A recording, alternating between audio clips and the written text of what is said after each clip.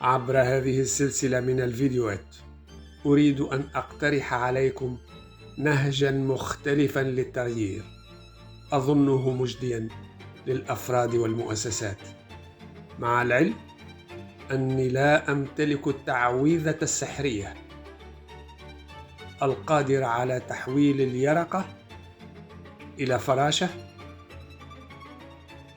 والشبل الصغير إلى ملك الغابة والضفدع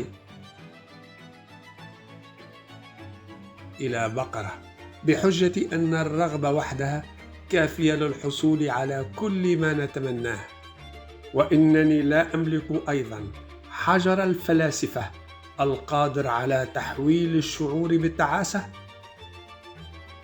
إلى غمرة السعادة. إنني أتنازل عن هذه المهمة للآخرين، أصحاب العصر الجديد وصيادي الشياطين ودعاة التطور الشخصي، والذين أكرس لهم هذه السلسلة. غايتي أن أقدم لكم أفرادا ومؤسسات نهجا واقعيا وعلميا للتغيير والسمو، نهجا متعدد التخصصات يعتمد على علوم عديدة، منها الفلسفة ونظرية التطور وعلم الاقتصاد وعلم الاجتماع وعلم النفس والمنظومية وعلم الاستراتيجية والإدارة المالية وعلوم التنظيم وإدارة المشاريع والوقت وعجلة ديمينغ ونظم المعلومات والقرارات وعلم الأعصاب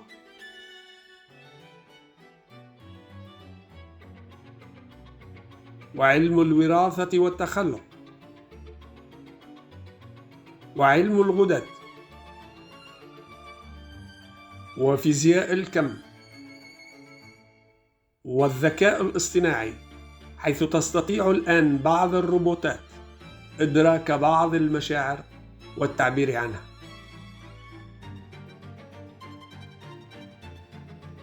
اسمحوا لي بأن أقدم لكم نفسي. دكتور بن من تونس، مجاز في الأدب الفرنسي، حاصل على المرحلة الثالثة في الإدارة المالية ودكتوراه في علوم التسيير. أدرب الشركات والأجراء على تغيير يتجاوز مجرد تحقيق الأهداف، ولكن عليكم أن تحذروا من أولئك الذين يعتقدون أنهم يعلمون، مني أولا ومن الآخرين أيضا، لأن كل سلطة خاصة في مجال الفكر هي ضارة بالتأكيد.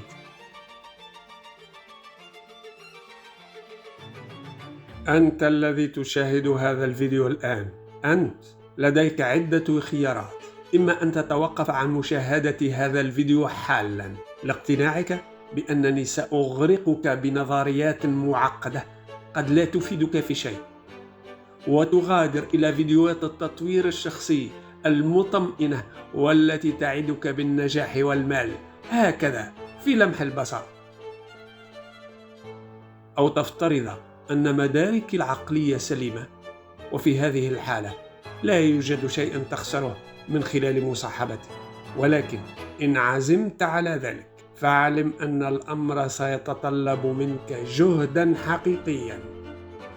إني أعلم جيدا أن مجرد ذكر كلمة الجهد قد تثير في نفسك الآن أحاسيسا كريهة، لكن تذكر أن المعاناة مثل الفرح والسعادة، هي إلى حد ما من صنع عقلك.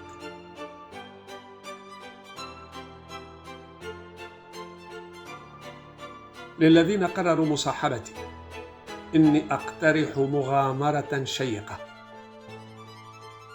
في بحث حقيقي عن السعادة، مع الأخذ في الاعتبار أن السعادة الحقيقية تكمن في إسعاد الآخرين، وأن النجاح الحقيقي يكمن في إنجاح الآخرين، وأن الثروة الحقيقية تكمن في إثراء الآخرين. عدوني أن تفكروا في الأمر. في هذه الرحلة سنبحر على وتيرتنا الخاصة دون التركيز على وتيرة الآخرين، لأن الجبل لا يضحك من النهر لأنه مرتفع، كما أن النهر لا يضحك من الجبل لأنه متحرك. حكمة عظيمة من الطبيعة.